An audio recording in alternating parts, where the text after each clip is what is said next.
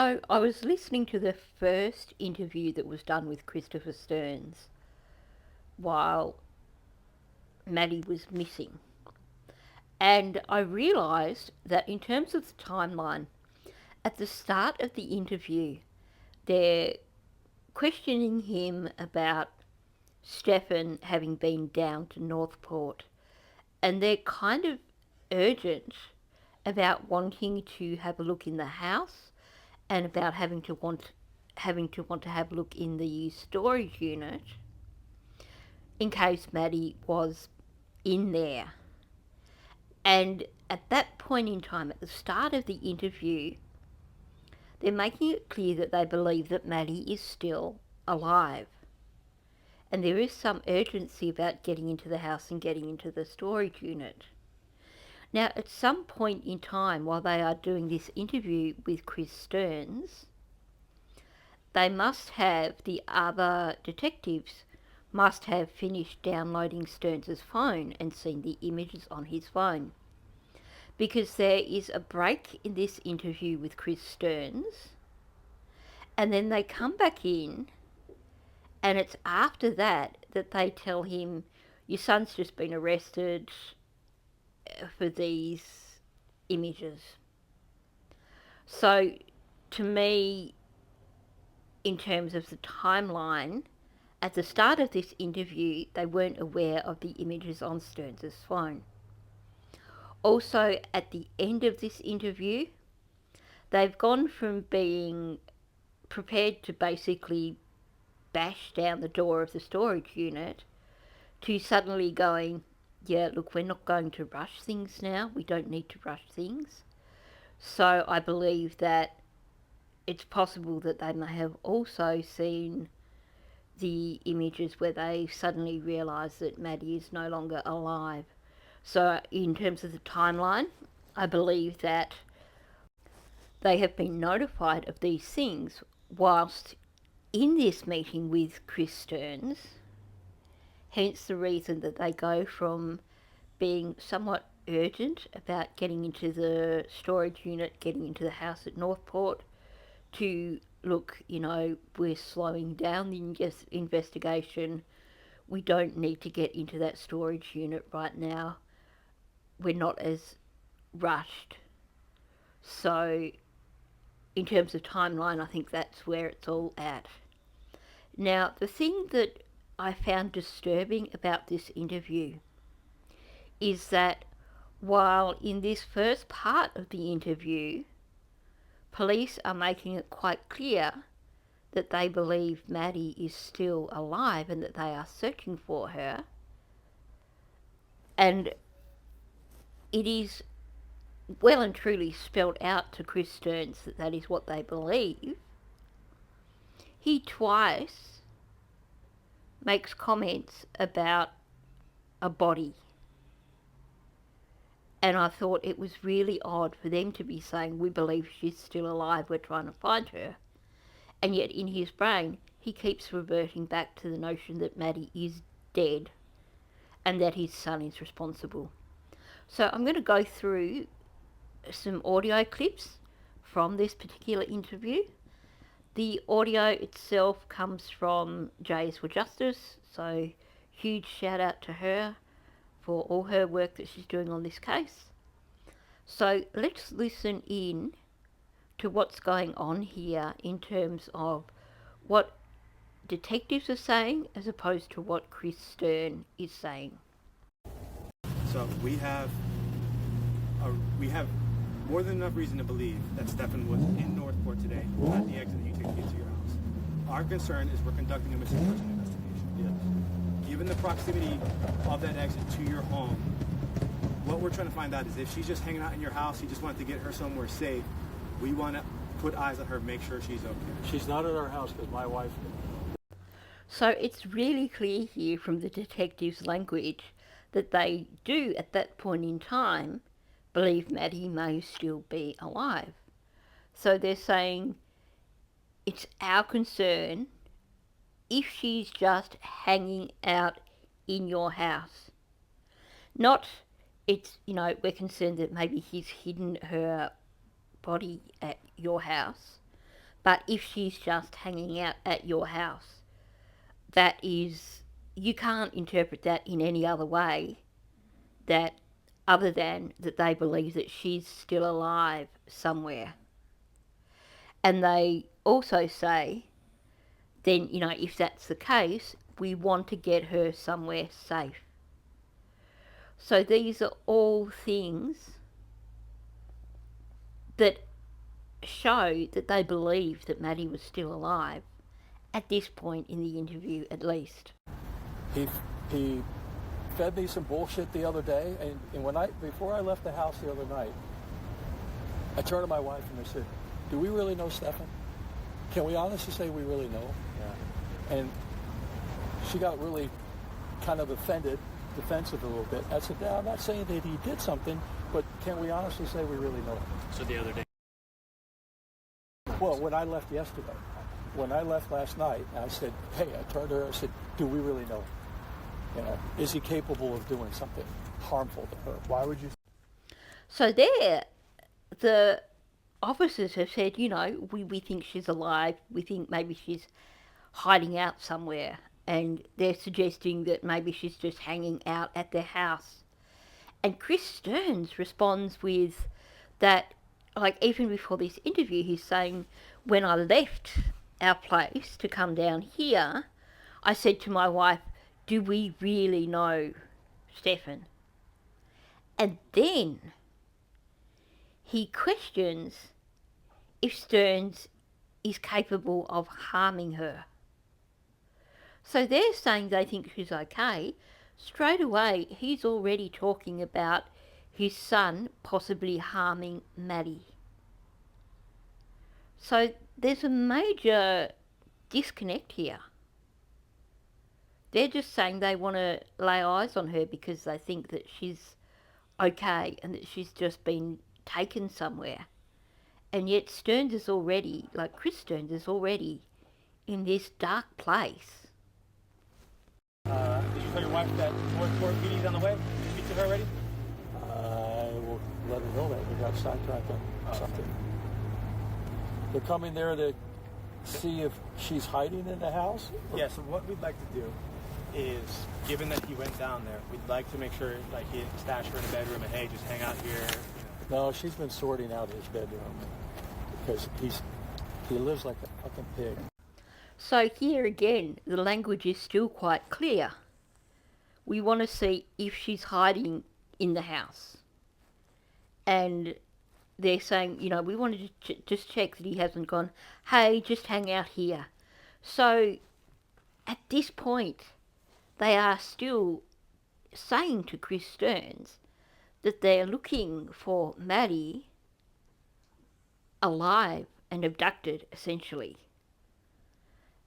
So you would think, wouldn't you, that for starters, he would want to think the best of his son, and he wouldn't want to think, well, if they think that she's okay, then I'm not going to come to this conclusion that my son's done something bad, because I wouldn't want to. Like, what parent is going to come to that conclusion when they're being told that the detectives believe that the child is fine?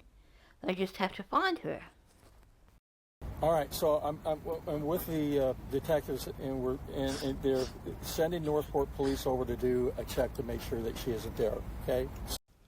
So while the detectives have said to him that they want to check to make sure she's not hanging out there, or that he's told her to just, hang out there, or, just be there, he's not implied in any way where he says to Deb that they believe her to still be alive. Now, his statement was, you could take it either way. That particular statement doesn't sound like him saying that they think that Stearns has stashed a body or something, but he's certainly not repeating their notion of her being okay to his wife. He's just saying they want to see if she's there.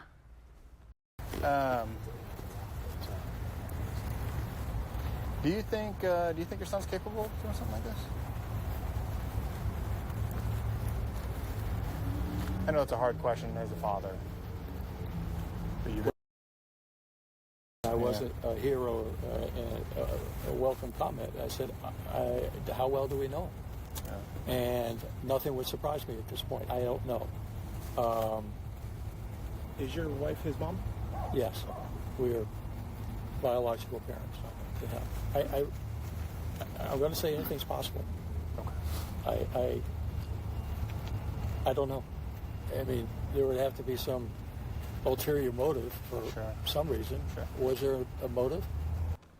So now he's not turning around and saying, I don't believe my son would do anything of the sort. He's turning around and saying, well, there'd have to be an ulterior motive, and asking them if there was a motive. Now, to me, that's really strong language. He's not saying, but why would he abduct her or something like that. Motive to me is like, serious intent here. So I think, the vibes I'm getting here from Chris Stearns are not good. And the fact that he's repeated that he said to his wife, how well do we know him? And he's saying that he said this when he was leaving Northport to head to the hotel to meet with his son and Jen. This is before the investigators had said anything to him that would imply his son being involved. And yet he's saying, how well do we know our son? Well, we don't know. We're trying to find her. We still think she's alive. So here, the detective is reining it in with Chris Stearns. He's basically, essentially saying, stop this speculation. He's saying, we still think she's alive. So there's been several statements from the detectives where they're saying they believe Maddie is still alive. And in this particular instant, he's been about as explicit as you can be. We still think she's alive. So what is the responses that we get from Chris Stearns? These, to me, are red flags. Do you know the unit number for your storage unit? Yeah.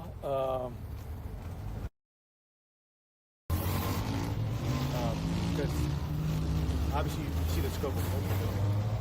At some point, we may want to get that storage unit as well. I was there a couple of weeks ago pulling out some tax boxes.